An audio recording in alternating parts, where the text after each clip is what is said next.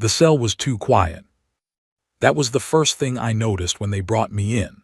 Not the cold of the metal bench, not the faint blue glow of the nullification field humming around the doorframe, not even the two Kreth guards standing outside the transparent wall with their long fingers wrapped around their weapons. It was the quiet.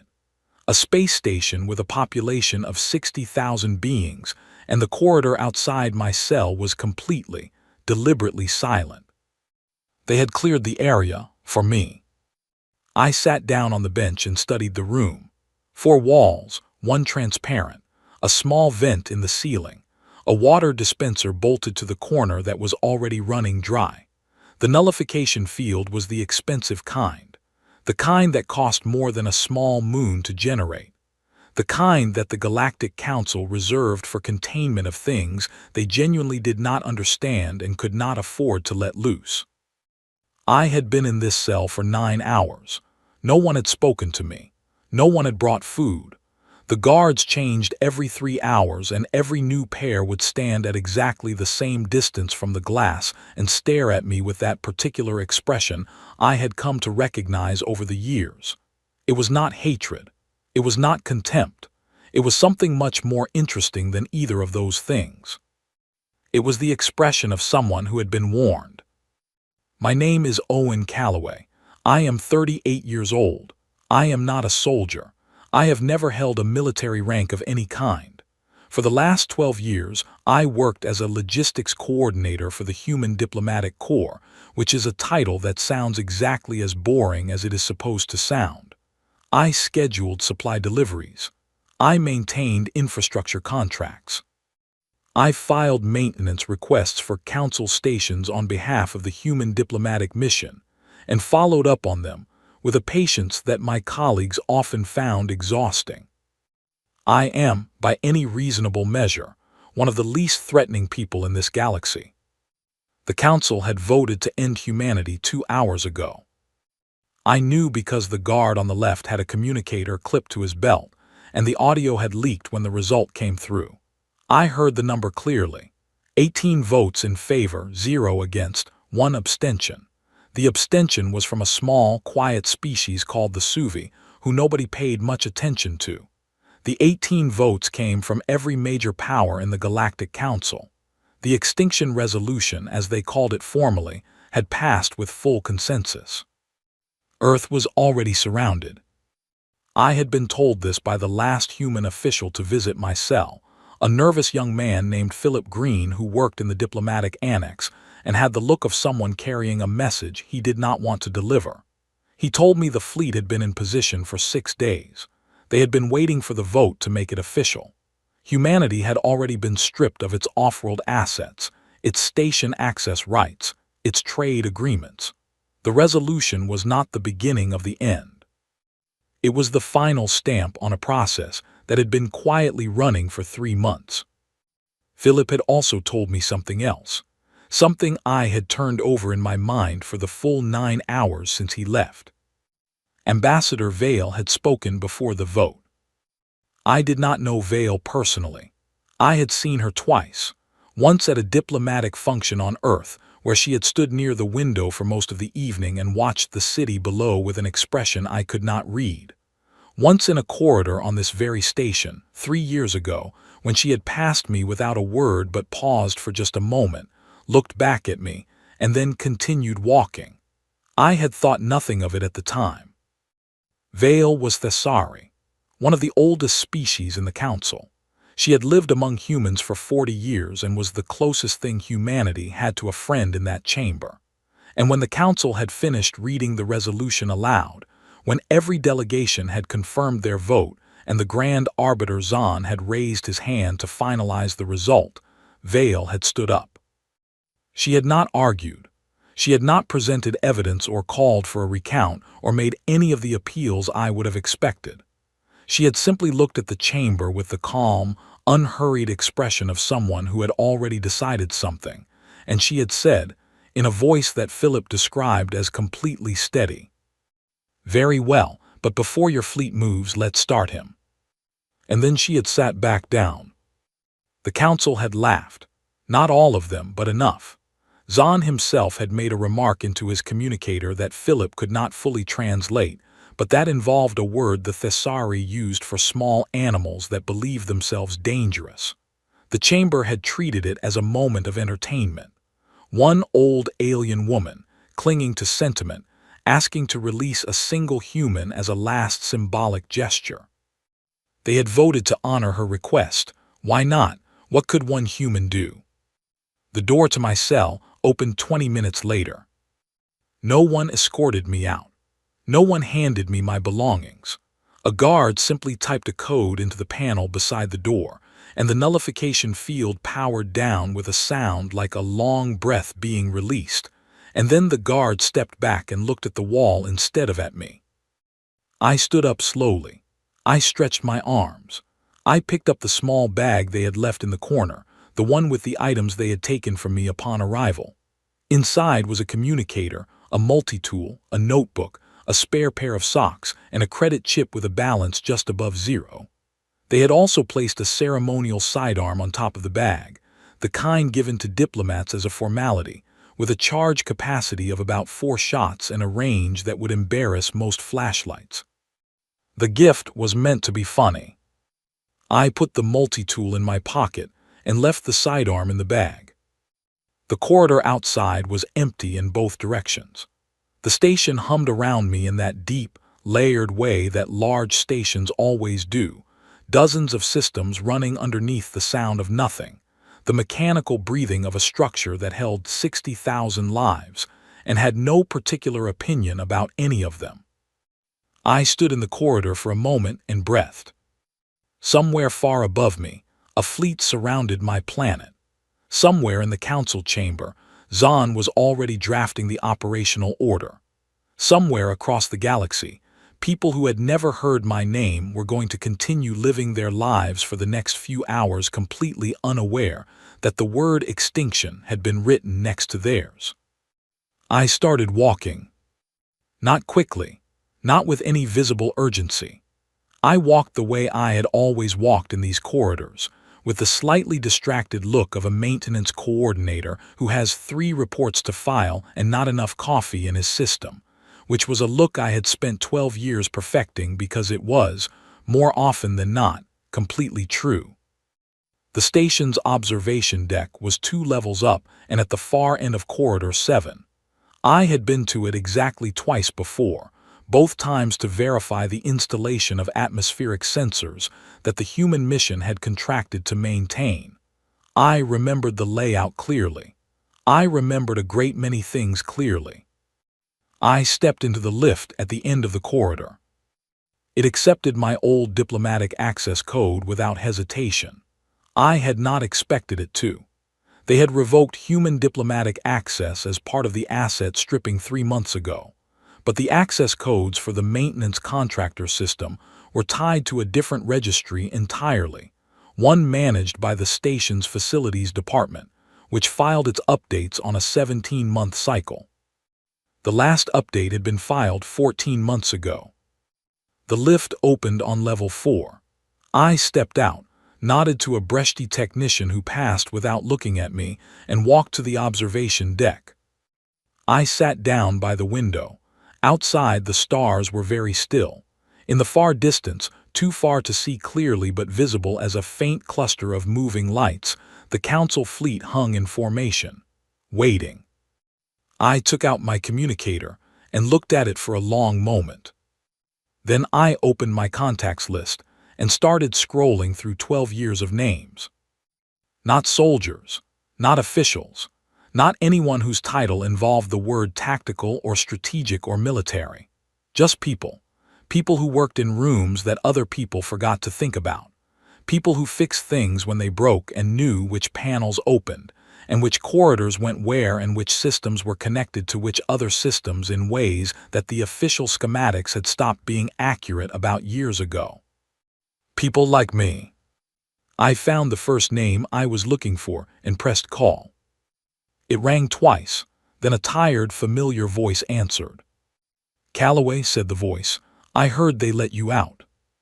"They did," I said. A pause. "Should I be making a list?" the voice asked. Yes, I said. Start with the sous vide channel, and find me someone who still has access to the relay on level 9. That relay's been offline for 6 months. I know, I said. That's why I need someone who can turn it back on. There was a short silence, then the sound of typing. Outside the window, the fleet lights moved slowly in their holding pattern, very patient, very sure of themselves. I leaned back in my chair and watched them, and felt something settle in my chest that was not anger and was not fear, and was not even particularly dramatic.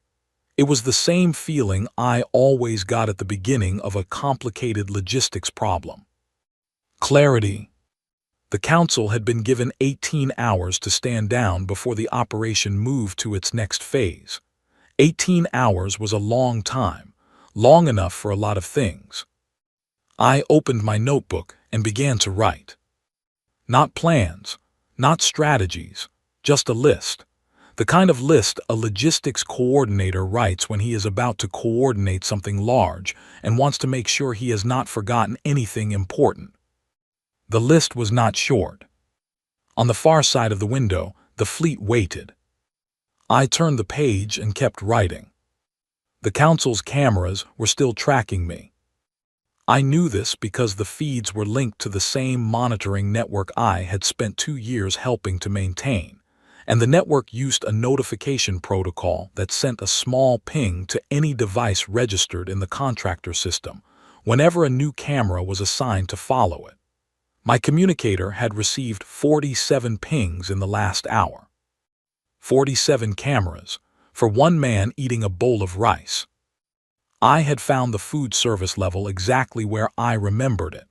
Level 8, Corridor 3, the small canteen that served the station's civilian maintenance contractors. It was not the kind of place council members visited. The tables were plain, the lighting was practical rather than decorative, and the menu was the same rotating set of 14 dishes it had been for the 6 years I had been coming to this station. I ordered the rice with the vegetable broth, and sat at a table by the wall and ate slowly. Outside the canteen's single porthole, space was its usual vast and indifferent self. The fleet lights were not visible from this angle.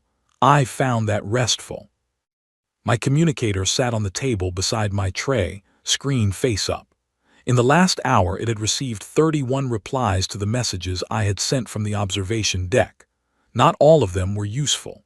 Several were from people who had heard what was happening and wanted to ask if I was all right, which I appreciated but could not spend time on.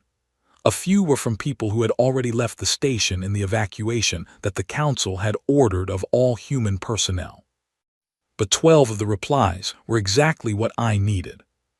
12 people, spread across 4 levels of the station, all of them with the same quiet, slightly tired quality that I had come to associate with people who did the invisible work.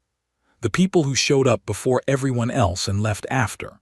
The people who knew where the backup power junctions were, and which air recyclers fed which sections, and how long it took for a particular system to restart after a controlled shutdown. People who, over the years, had occasionally found a small scheduling error corrected or a stalled supply request suddenly approved or a work order mysteriously bumped to the top of the queue. Small things. The kind of thing that made a difficult job slightly less difficult.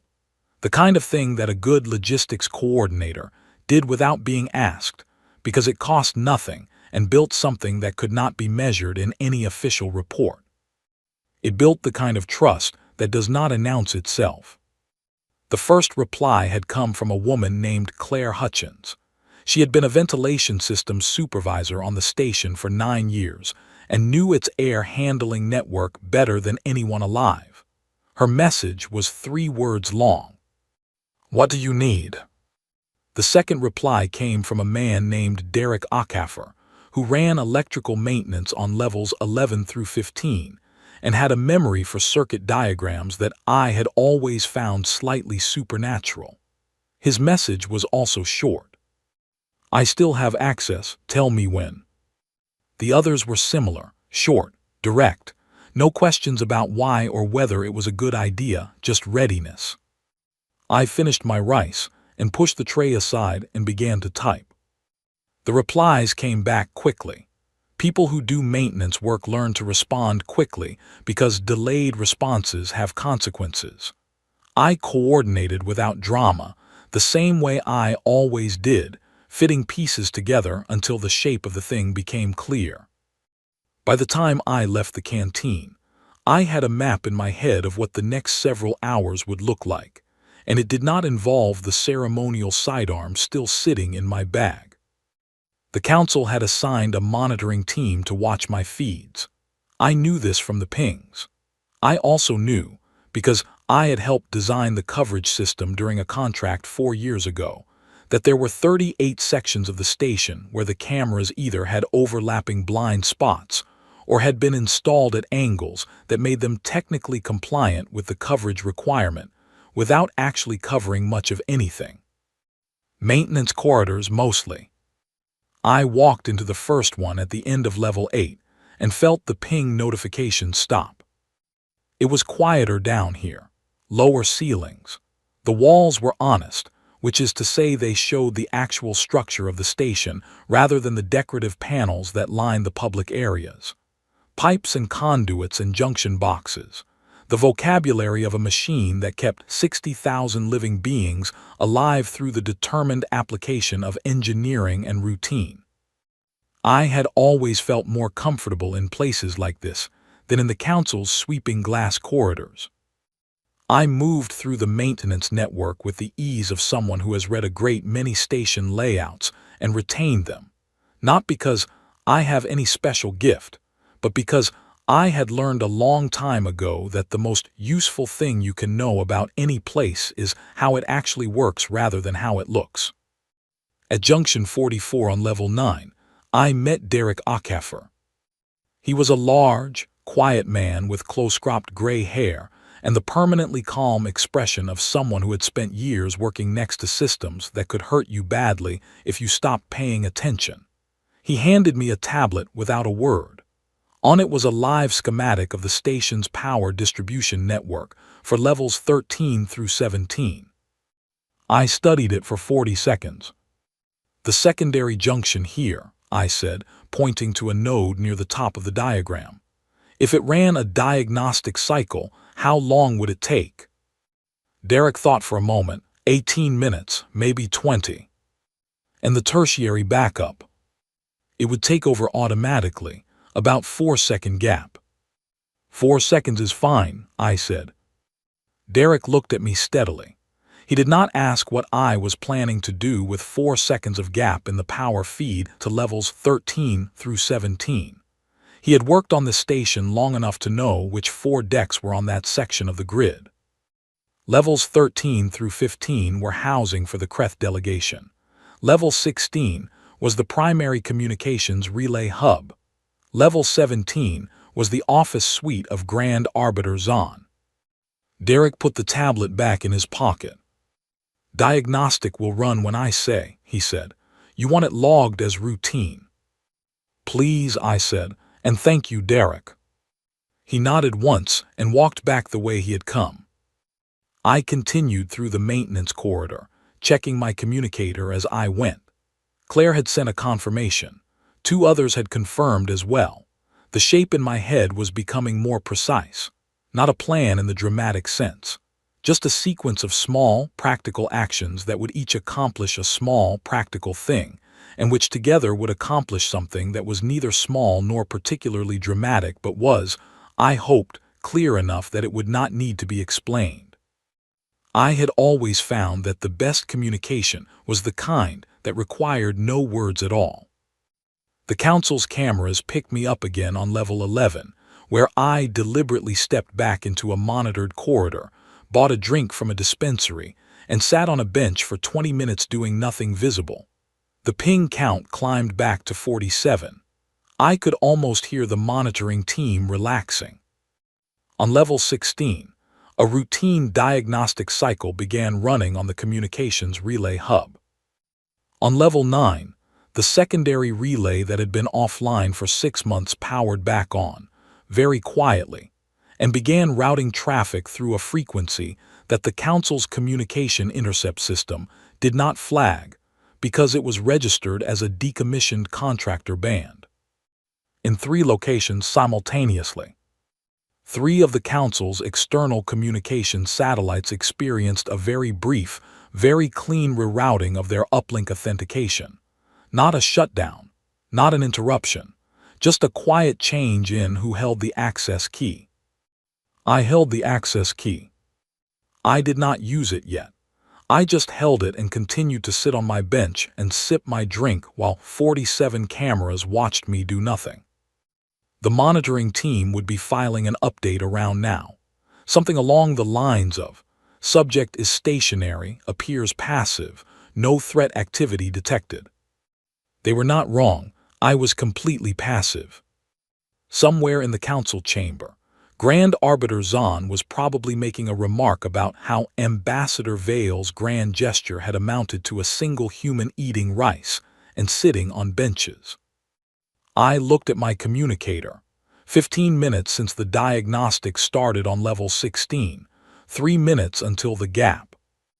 I finished my drink and stood up. I walked slowly toward the lift at the end of the corridor, not the lift I had used before, a different one. A service lift marked with the contractor access symbol that went directly to level 17. The lift accepted my code on the first try. I stepped inside and pressed the button for level 17. The doors closed, the lift began to rise. I thought about Vale, sitting in the council chamber when the resolution passed, calm and still in the way that old things are calm and still, and saying those 5 words in a voice that did not waver. Let's start him. Not let him start, not release him. Let's start him, in the old Thessari phrasing that meant something slightly different from either of those translations. Something closer to, let the process that is already in motion become visible. She had not started anything by releasing me. She had known that. The process had been running for 12 years. In small corridors and maintenance logs and contractor access databases and supply chain records, and the quiet, patient accumulation of small favors done for people who remembered them. She had simply asked the council to give it room to become visible. The lift reached level 17. The doors opened. I stepped out into the corridor and checked my communicator, 30 seconds to the gap. I walked forward. The office suite of Grand Arbiter Zahn occupied the entire front section of level 17 and had a view of open space that the architects had clearly intended to inspire awe or possibly humility in anyone admitted to it. Tall walls of transparent material, the stars visible in every direction, the vast dark making the room feel like a thought held inside a bubble. There were 6 guards outside the main door. I did not go to the main door. The maintenance access panel for the level 17 climate control system was 40 meters down the corridor, recessed into the wall behind a small utility door that the decorators had painted the same color as the surrounding panels. It had no camera coverage because cameras in that particular section had been on the maintenance backlog for 11 months. I had filed the original report flagging the gap. It had not yet been addressed. Derek's gap hit at exactly the moment I needed it. The lights on level 17 flickered for 4 seconds, which is not very long unless you are a security system that requires a continuous power confirmation signal to keep a secondary lock mechanism engaged. The secondary lock on the utility door released. I opened it, stepped through, and entered the maintenance crawlway that ran parallel to the rear wall of Zahn's office. The crawlway was narrow and smelled of recycled air and metal. I moved through it on my hands and knees for about 6 meters until I reached the interior access vent, which opened with a quarter turn of a standard multi-tool head. I stepped into the back of Zahn's private office. It was a large room, the kind of room designed to remind visitors that the person who occupied it was significant. Deep desk at the far end, walls covered in the seals of every council species, another broad view of open space through the transparent wall. It was late by station time, and the lights had been dimmed. Zahn was sitting at his desk, reading something on a display screen. He was of the Vari, which meant he was tall, gray-skinned, and had the kind of face that communicated displeasure as a default setting. He was dressed formally, which meant the extinction order was probably in active processing stages. He heard me come through the vent and looked up. His 6 guards were outside the door at the end of the corridor. The room had no internal alarm panel because level 17 was considered self-secured and no one had thought to add one. I had noted this in a maintenance report 3 years ago.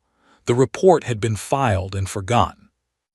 I walked to the chair across from Zahn's desk and sat down. Zahn stared at me.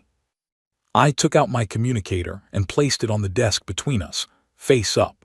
On the screen was a live display of the targeting system's status for the fleet surrounding Earth. The display showed a calibration loop running on every targeting unit across the entire fleet. A loop I had initiated 7 minutes ago through the contractor relay on level 9, and the satellite access I had quietly acquired. The loop ran for 30 seconds per cycle and reset continuously. It was not dangerous. It would not harm the fleet or the crews. It simply meant that the fleet could not fire with accuracy until the loop was cleared, and the loop could only be cleared from the relay I now controlled. Zahn looked at the screen, then he looked at me, then back at the screen. He said something in the Vari that my communicator translated as a word used for extreme situations that do not have a standard protocol. The loop clears in 29 minutes from now, I said. Unless I extend it, you have 28 minutes and some seconds to formally rescind the extinction resolution and transmit the stand-down order to the fleet. Zahn's expression did not change in the way that most people's expressions change when they are surprised. It did the opposite. It went very, very still. You, he said in standard, are one person. Yes, I said. You have no weapons. I showed him my hands, empty. The resolution was passed by legal process, he said. I know, I said. I am asking you to use the same legal process to unpass it. He looked at the display again, then at me, then at the display. There was a long silence. From outside the transparent wall, the stars continued their ancient, patient work of simply existing. You cannot have reached this room through any authorized access point, Zahn said. That is accurate, I said. You have compromised council infrastructure. I have run a diagnostic cycle on a relay hub and filed a maintenance access through a contractor code. Everything else was already in place. I paused. I just connected things that were already there. Zahn's long fingers moved slowly on the desk. He was thinking. I could see him thinking, running through the options the way a person runs through options when they realize that the situation has already moved past the point where options are plentiful. If I rescind, he said, it will require a full chamber vote to reinstate the resolution. Yes, I said, I know. And if I do not rescind in the time you have stated, then in 29 minutes the loop clears automatically and the resolution proceeds, I said. I will not stop it. I am not here to threaten lives, Grand Arbiter. I am here to give you 29 minutes to make a different choice. He looked at me for a long moment. I looked back. Outside, the stars were still, and the fleet waited, and the universe went about its business, with the comfortable indifference it had maintained for 14 billion years. Zahn reached for his formal communication panel. His hand hesitated over it. How, he said, not accusingly, something closer to genuine need to understand. How did one person do this? I thought about how to answer that. Carefully, I said, and over a long time. His hand completed its movement and pressed the panel. This is Grand Arbiter Zahn, he said. I am initiating an emergency procedural review of Resolution 479. All operational orders under that resolution are temporarily suspended pending review. Fleet Command, stand by for stand-down protocol. The words went out across the station and across the relay network and across the vast, quiet dark between here and Earth, where a fleet of warships received a signal they had not expected and began, slowly, to change their posture. I picked up my communicator from the desk. The targeting loop display was still counting, 26 minutes remaining. I turned it off. I stood up. "Thank you, Grand Arbiter," I said. I walked back to the utility access panel, stepped through, pulled it shut behind me, and began the 6-meter crawl back toward the corridor. I did not feel triumphant. I did not feel much of anything, actually, except a kind of tiredness that was not unpleasant. The tiredness of someone who has done a long job correctly and is now ready to stop. Behind me, in the office with the magnificent view of space, I could hear Zahn already on another channel, his voice low and controlled, beginning the careful work of explaining to the council chamber that the situation had changed. I reached the utility door and stepped back out into the corridor. The lights on level 17 were fully restored. The maintenance gap had closed on schedule. Derek's log would show a routine diagnostic cycle, completed without incident, nothing unusual. I walked to the lift, pressed the button for level 4, and leaned against the wall as it descended. My communicator showed 2 new messages, one from Claire, asking if everything was concluded, one from a number I did not recognize immediately, which turned out to be Ambassador Vale. Her message was also short. It said, "Well done, Owen." I put the communicator back in my pocket. The lift opened on level 4. I stepped out and went to find somewhere to sleep. The council chamber was loud for 3 days.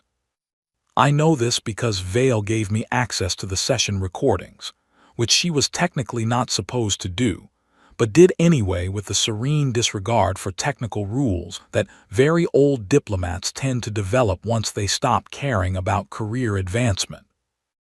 I listened to the recordings in a small room on level 4 that Vale had arranged for me, eating food brought by the canteen on level 8, where the staff now knew my order by heart. I listened and made notes and tried to understand the full shape of what was happening beyond what I had directly caused. The rescission had gone through the chamber 6 hours after Zahn's emergency suspension. It was not smooth. 3 delegations initially refused to acknowledge the procedural basis for suspension. 2 others demanded an investigation into how I had reached Zahn's office. One species representative made a speech that lasted 40 minutes and covered, by my count, 8 separate accusations, some of which were mutually contradictory. But the rescission passed. Not unanimously. 16 votes in favor, 1 abstention from the Suvi, and 1 vote against from a delegation called the Veth, who were well known for voting against everything on principle and were generally not taken seriously by anyone including themselves. 16 votes, enough. The formal operational stand-down reached the fleet surrounding Earth 17 hours after Zahn's initial suspension. I listened to the confirmation come through and did not celebrate, because there was no one to celebrate with, and because it had not felt, at any point, like the kind of thing that should be celebrated. It felt like something that should not have needed to happen. But it had needed to happen, and now it was over. Or almost over. The investigation into how I had reached level 17 was the thing I had been thinking about most carefully. Not because I was worried about it exactly, but because I understood what would happen when the investigation concluded. I had not been subtle about what I had done. I had been discreet, but discretion and subtlety are different things. Discreet means no one can prove the specific steps. It does not mean no one can see the outline. The investigation concluded on the 4th day. Its findings were delivered in a closed session of the council that Vale, as a full member, attended. She described it to me afterward over tea in the small room. They found 17 maintenance access points that should not have been accessible, she said. 4 contract databases that had not been updated in over a year. A communications relay that was listed as decommissioned, but was not actually decommissioned. And a targeting calibration exploit that the fleet's technical team spent an entire day insisting was theoretically impossible before they accepted that it had in fact occurred.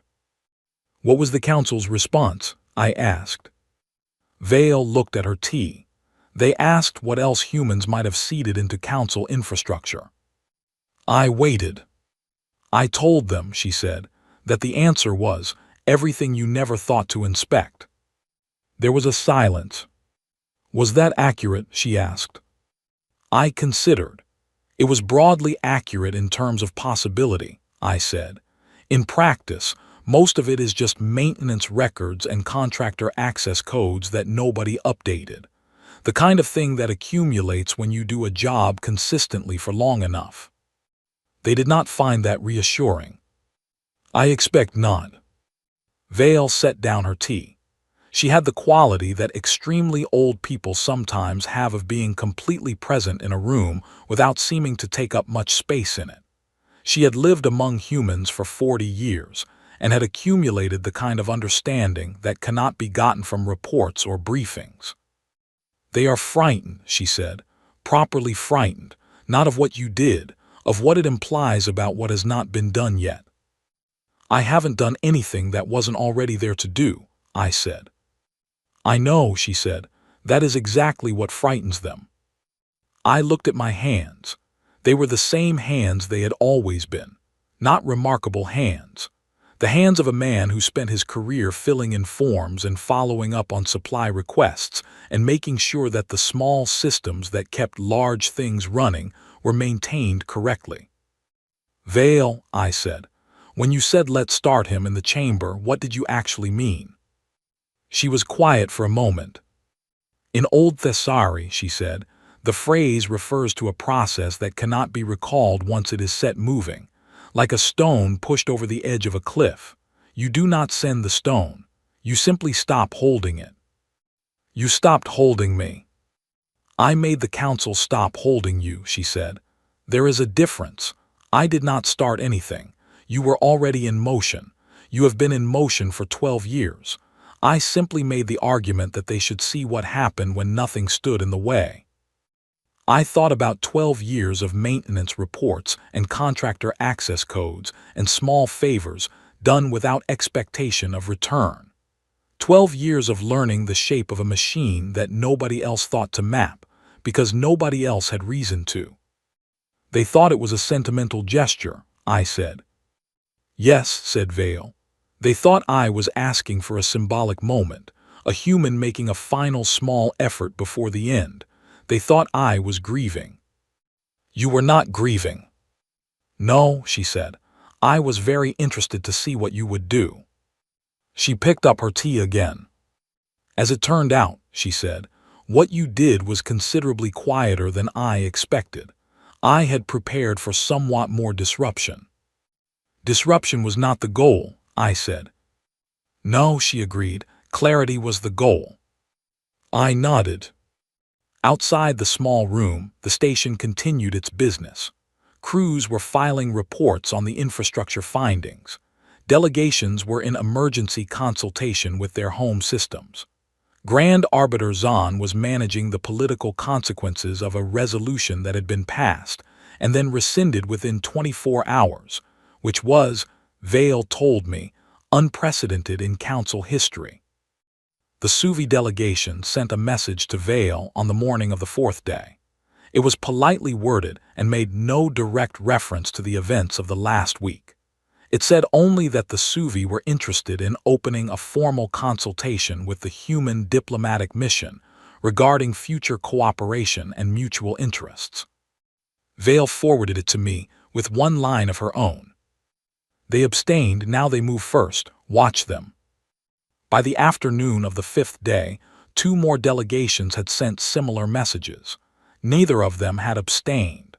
Both of them had voted in favor of the original resolution. I sat with those messages for a long time. There is something interesting about the moment when fear becomes pragmatism. It is not a noble thing and it is not a warm thing, but it is a real thing, and in political life, it is often the most durable thing.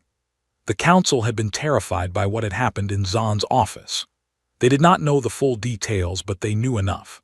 One person, no weapons, no military support, and the entire fleet surrounding Earth had been neutralized long enough for a stand-down to be issued. The legend that was already beginning to form was larger than the truth, as legends always are. Philip Green told me, when he called to confirm that Earth was clear, that the version spreading through the station had me moving through the entire structure like a ghost, disabling 17 separate systems, confronting Zahn with evidence of a vast hidden network of human operatives embedded across the galaxy. The truth was quieter, a relay that had not been properly decommissioned, a maintenance gap, access codes in a database that nobody had updated, and 12 people who trusted me because I had treated them with the basic decency of paying attention to their work. The legend was more frightening, but the truth, I thought, was more important to understand. Because the truth meant it could happen anywhere. Vale understood this. The Suvi delegation understood this. And slowly, the rest of the council was beginning to understand this too. Zahn was removed from the arbitership on the 6th day. Not as a punishment exactly, but as a necessary reshaping. The council needed to demonstrate that it was taking the situation seriously, and it is much easier to demonstrate seriousness by changing a person than by changing a system. I did not feel strongly about Zahn's removal. He had made a large, terrible decision, and had then, when faced with clarity, made a better one. I thought he was probably not a bad administrator under normal circumstances. But the council needed to move, and it moved. The restructuring proposals came out of a closed emergency session on the 7th day. Vale attended and described them to me afterward in her careful, precise way. There was a new committee to audit infrastructure access across all council stations. There was a proposal for a new diplomatic tier specifically for humanity, with provisions that were being carefully worded so that they did not sound like what they were, which was a permanent deterrent clause. And there was the seat. A permanent human seat on the full council, with veto rights over any motion classified as an extinction-level action. It was not framed as a concession. It was framed as a structural correction, an acknowledgement that the council's original composition had contained a gap, but everyone in the room knew what it was and why it was being offered. Vale told me about the seat with the same calm she brought to everything. "They are afraid," she said simply. "A seat is cheaper than fear." "Will it hold?" I asked. "For a generation at least," she said. "Fear with a clear cause tends to hold. It is only when the cause becomes abstract that things become uncertain again." I thought about that. "What about you?" I asked. "You argued for my release. If it had gone badly, what would have happened to you?" Vale looked at me with an expression that was, for her, remarkably easy to read. "I knew it would not go badly," she said. "I have been watching humans for 40 years. You are collectively very loud and frequently foolish and occasionally alarming. But when you are given a specific problem and the space to address it, you are not dramatic. You are thorough." She paused. "I told the chamber that what I was requesting was a symbolic gesture," she said. "That was not entirely accurate. What I was actually requesting was a demonstration." "A demonstration of what?"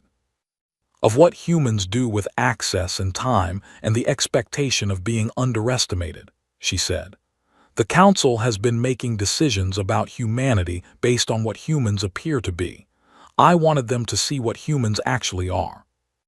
I sat with that for a moment. "And what are we, according to you?" She considered the question in her slow, careful way. "Thorough," she said again, "and patient, and far better at maintaining relationships with the people who do invisible work than any other species I have encountered in 400 years." She finished her tea. That last quality is the one they should be most interested in understanding, she said. They never will, of course. They will focus on the technical access and the targeting loop and the 12 contacts and write security protocols about all of those things, and they will miss the point entirely. Which is that it was not a strategy, she said. It was just how you are. You treated people decently. They trusted you. That trust became possible when it was needed. There was no plan. There was just a person doing his work with care. She stood up, gathering herself with the unhurried grace of someone who has been standing up and gathering herself for 4 centuries and has become very good at it. Which is, when you think about it, she said, the most alarming thing of all. She said good night and left. I sat in the small room on level 4 for a while longer, listening to the station breathe around me. Somewhere above, committees were drafting protocols. Somewhere across the galaxy, a fleet was returning to its normal positions. Somewhere on Earth, people were going about their lives in cities and fields and small rooms not so different from this one, completely unaware of the bureaucratic and diplomatic avalanche that had rolled over the last week. I thought about what Vale had said, about the legend already forming, about the truth being quieter. The truth was quiet. I liked that about it. I turned off the light and went to sleep. 6 months later, I was home. Not home in any dramatic sense. No ceremony at the docking bay, no official reception. I had taken a commercial transport from the Council Station to Earth's orbital relay, then a shuttle down to a city in the northwest of the continent where I had grown up, where the autumn was doing what autumn does, which is paint everything the color of things that are ending and somehow make it beautiful anyway. I had a small apartment above a bakery. I had always had this apartment above this bakery, even during the 12 years of working off-world, because you do not give up an apartment above a bakery if you have any sense at all. I walked up the stairs with my bag and opened the door, and stood for a moment in the room that smelled faintly of bread and the particular quality of dust that accumulates in a place when someone is away for a while, but has left it expecting to return. I put the bag down. I went to the window and opened it. The city spread out below in the ordinary afternoon way of cities going about their business. A street market 2 blocks over. The sound of someone practicing a stringed instrument badly in the building across the alley. A dog sleeping on a doorstep with the absolute conviction of an animal that has found the ideal location. I had spent a long time in the weeks after leaving the Council Station trying to figure out how I felt about what had happened. Not the actions themselves, those were clear enough in my memory, but the meaning of them. The question of whether I was different now from who I had been before. I had concluded, eventually, that I was not different. I had done what I always did. I had been in a place where things needed coordinating and I had coordinated them. The scale had been unusual. The stakes had been significant, but the work itself was the same work it had always been. Philip Green had called me twice since I got back. He was still in the diplomatic corps and had been, I gathered, somewhat elevated in status as a result of his proximity to events. He was enthusiastic about the new council seat and the restructured diplomatic protocols and the wave of cooperative gestures coming from species that had, a year ago, voted to end us. I was glad for it. I was not particularly interested in attending the meetings that were now being scheduled to formalize it, but I was glad. Derek Okafor sent me a message 2 weeks after I got home. His maintenance log had been reviewed as part of the infrastructure audit, and the diagnostic cycle had been flagged as anomalous. Not criminal, just unusual in its timing. He had been asked to explain it. He had written a very precise explanation of routine maintenance procedures and filed it with appropriate documentation, and the matter had been closed. He ended his message to me by asking whether I had a preference for the new security protocols being drafted for contractor access systems. I wrote back and said I thought 36-month update cycles instead of 17 would be reasonable, and that a secondary verification layer for relay access would probably be worth the administrative burden. He replied, "Agreed, I'll pass it on." Claire Hutchins sent me a card, an actual physical card, which she had apparently found in a small shop near the station's residential district and had mailed through the diplomatic postal service, a process that took 3 weeks and cost more than most people would consider reasonable for a card. It had a picture of a star field on the front, and inside it said, in her neat handwriting, "Good work, next time give more notice." I put it on the windowsill. The story had gotten out, in the way these things do. Not accurately, but persistently. The version circulating in human space described me as a former special operations coordinator who had single-handedly neutralized a council fleet and held 18 species at ransom until they agreed to stand down. There was a version that had me fighting my way through the station in hand-to-hand combat. There was a version that said I had detonated something, though accounts differed on what. I had given one interview to a journalist named Harriet Lowe who had called from the Capitol and promised she was interested in the accurate version. I had told her the accurate version. She had published a piece that was considerably more accurate than most, and that ended with a line I had not expected and had not been able to stop thinking about since. She wrote, "The most interesting thing about Calloway is not what he did. It is the fact that he considers it unremarkable." I was not sure she was right about that. Or rather, I thought she was identifying the right thing but describing it slightly wrong. It was not that I considered it unremarkable.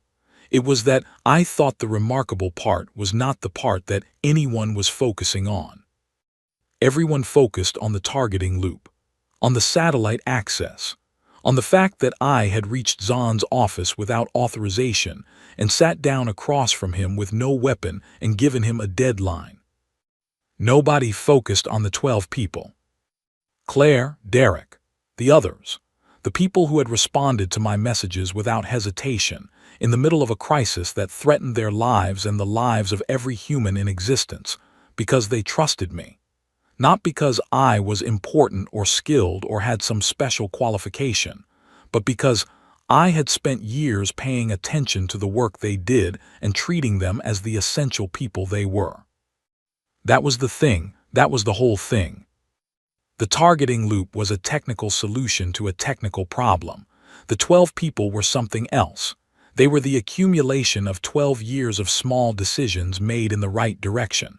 The supply request pushed through, the maintenance flag filed and followed up on, the name remembered, the work noticed. You cannot build that in a crisis. You cannot build it on purpose, actually. It either accumulates naturally over time or it does not exist at all, and whether it accumulates depends entirely on whether you have made the decision, in the thousands of small, unremarkable moments that make up a working life, to treat people as worth your attention. I had made that decision a long time ago, not as a strategy, simply because it seemed like the right way to live. And then one day, the galaxy decided to end humanity, and I had called 12 people and they had answered. Vale called me on a Tuesday evening, 3 months into my time home. She was back on Thessar for a period and would be returning to council service in the new year. She sounded, as she always did, like someone who has had a very long and interesting life and is quietly pleased about it. We talked for half an hour about the new council structure and the Suvi's growing influence, and the way that the smaller species who had abstained or voted quietly were now positioning themselves relative to the new human seat. She had good things to say about the early progress and careful things to say about the parts that were still uncertain. Near the end of the call, she asked how I was. I told her I was well. I told her about the apartment and the bakery downstairs, and the autumn and the badly played stringed instrument in the building across the alley.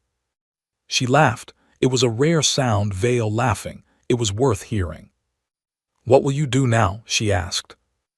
I looked out the window at the street below. The market was closing for the evening. Someone was loading a cart with unsold produce.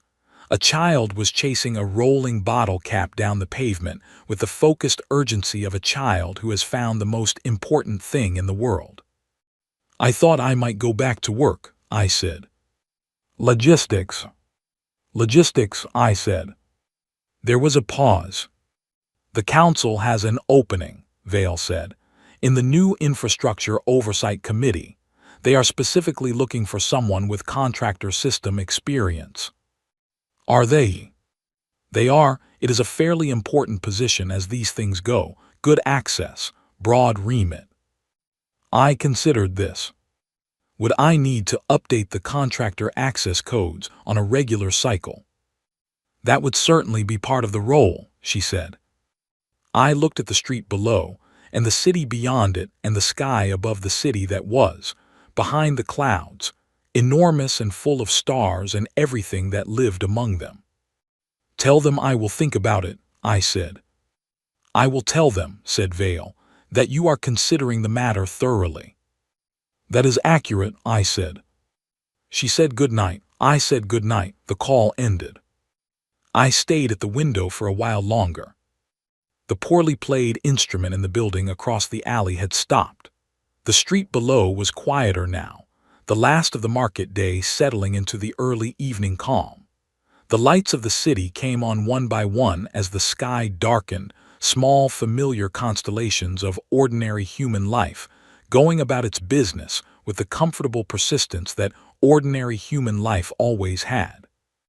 Somewhere out there, 18 species were having very long, very quiet conversations about the future of their relationship with humanity. Somewhere, committees were writing protocols. Somewhere, a new council seat was waiting for its first occupant.